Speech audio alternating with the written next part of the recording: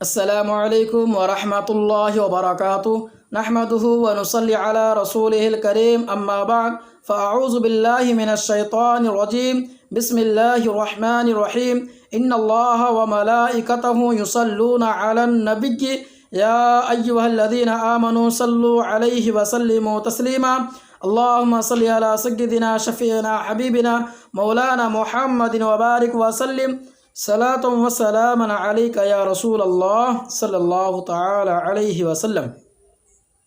آئیے پچھلے ویڈیو میں یعنی پارٹ 4 میں کیے گئے سوالات کا جوابات سماعت کرتے ہیں۔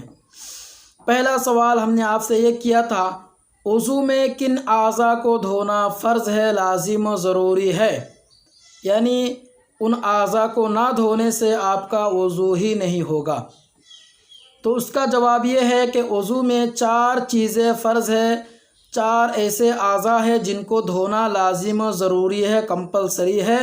اگر آپ ان 4 اعضاء کو نہیں دھوئے تو آپ کا وضو ہی ناکافی نامکمل ہے۔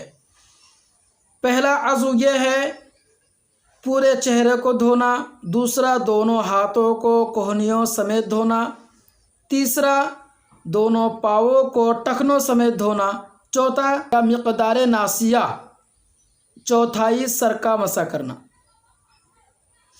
دوسرا سوال آپ سے ہم نے یہ کیا تھا، بغیر نیت کے وضو ہو جاتا ہے یا نیت کرنا لازم و ضروری ہے، شرط ہے، اگر نیت نہیں کریں گے تو وضو نہیں ہوگا؟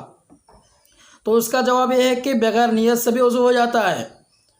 اس کا جواب یہی ہے کہ بغیر نیت سے بھی وضو ہو جاتا ہے، البتہ نیت کرنا اہم و ضروری ہے۔ نیت نہ کرنے سے آپ کو وضو کے ثواب سے محرومی ہوگی اور یہ بہت بڑی بدبختی ہے۔ تیسرا سوال ہم نے آپ سے یہ کیا تھا، کیا غسل کرنے سے وضو کافی ہو جاتا ہے یا الگ سے وضو کرنا پڑتا ہے؟ تو اس کا جواب یہی ہے، آپ کو الگ سے وضو کرنے کی ضرورت نہیں ہے، بلکہ آپ نے جو غسل کر لیا اسی میں آپ کا وضو بھی ہو گیا ہے۔ جزاک اللہ خیر۔ السلام علیکم ورحمۃ اللہ وبرکاتہ۔